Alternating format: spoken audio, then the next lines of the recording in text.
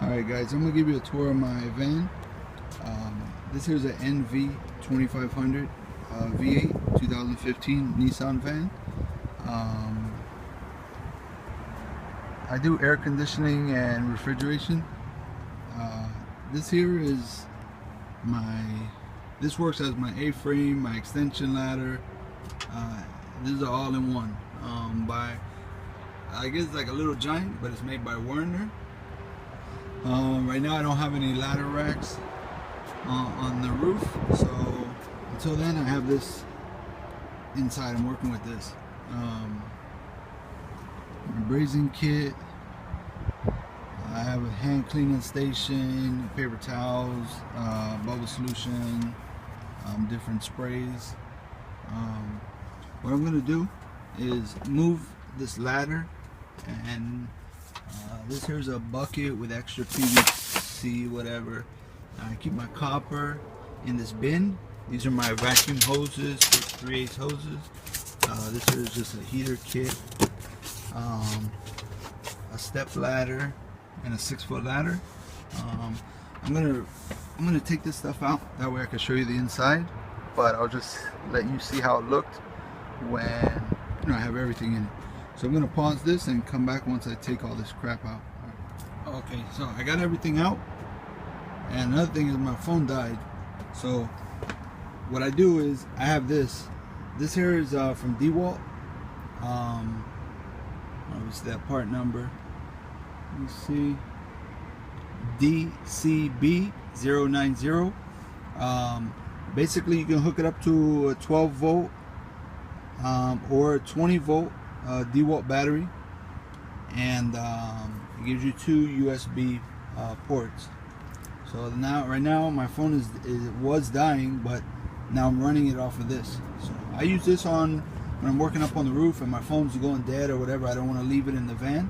I hook this up to it and just leave it, on a package unit or wherever in my tool bag to charge my phone close by. So I got to carry this with me.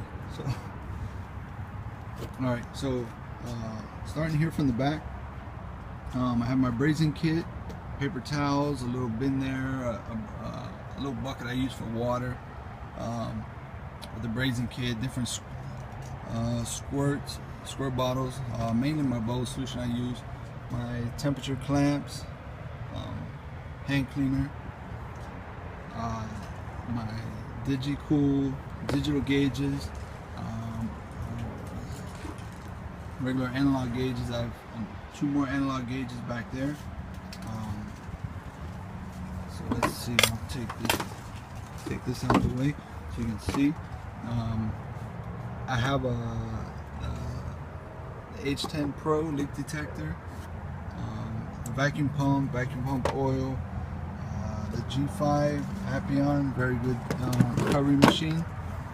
Here's my psychrometer. This here is basically, it's a gun case, but I keep my psychrometer and a laser gun in it to protect it. Also I have the Testo 510 manometer, that I have test plugs, and a drill bit. I have a piece of copper because sometimes if you drill into a unit, once that drill bit penetrates, it's going to want to drive itself through and it might hit a coil or something. So the copper is like a sleeve that prevents it from going all the way through. The drill is not going to be able to go in because the sleeve is going to stop the drill from going in. Let me close this. I'm probably going to have to do this video in several sections because I don't know how to upload a really long video.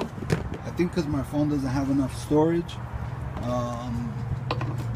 So anyways, I got a little cleaning dustpan thing. I have several A and B belts that keep on stock.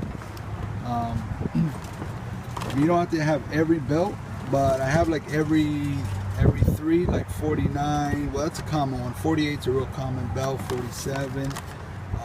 Like you can see, it goes from A44 to A47. So sometimes you can get away with it. You have play, you can adjust the motor, you can move the motor closer or farther away from the driven pulley, and shorten up or lengthen the belt. The length of the belt doesn't really affect the CFMs. The only thing is if you change the RPMs of the motor, or you change the diameter of the driven pulley or the drive pulley or the drive sheave or whatever you like to call it, sheave or pulley. Here I just have so here I have a spare nitrogen, a rope pulling stuff up to the roof. Down here I have a Bosch hammer drill that's right over the wheel well. As you can see, I put like an L bracket to hold in that corner, and also this is a 18-volt DeWalt Sawzall. I have the same thing. You can't really see, but there's another L bracket in this corner. So to keep those, I mean, I don't use those every day, but just to have it, it's there. So also on this side, I have one of these knee pad kneeling things, a raincoat, a really bright drop light. That used to be on the side of my house with a sensor, photo cell and a motion sensor, but that went to shit. So now I just put a power cord on it, and now it's a big drop light. It's, I mean, super bright. This here is just some extra bungee cords, whatever. Got a lot of space down there. Here I have several thermostats, single stage and 2-stage, heat pump and regular conventional heat. Here I have capacitors from down from a 3, a 4, and a 5 microfarad all the way up to an 80. And here I have from 30 plus 7.5 to 80 7.5. And these are plus 5s, the same thing from 25 to 80. This here I have these little stick-on things. You can put a zip tie, a little bracket. Here I have a 5-ton distributor thing to hook onto an expansion valve. I have some extra hoses. These are some rubber grommets or bushings for compressors, the feet, and different bolts. Some compressors come with it and some don't. So if you don't check, you might need some when you go to install it. Here's a micron gauge, a little brush, a little port to pour the vacuum pump oil in the vacuum pump.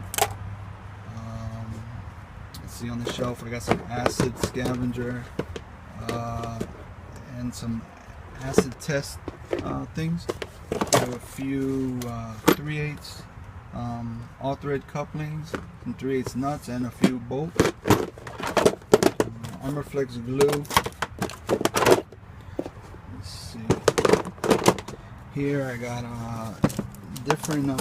Here I have some JB Weld, different mastic brushes, some silicone grease.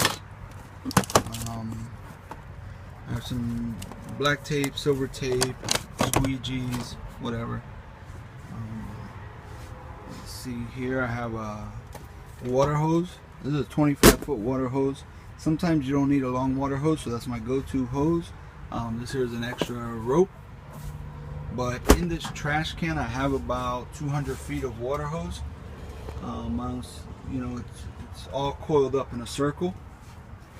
It's really packed in there, so I don't use it often, but sometimes across rooftops you need a long water hose. Let me see, going across this top shelf, I have sight glasses from 1/4 inch to 1/2 inch.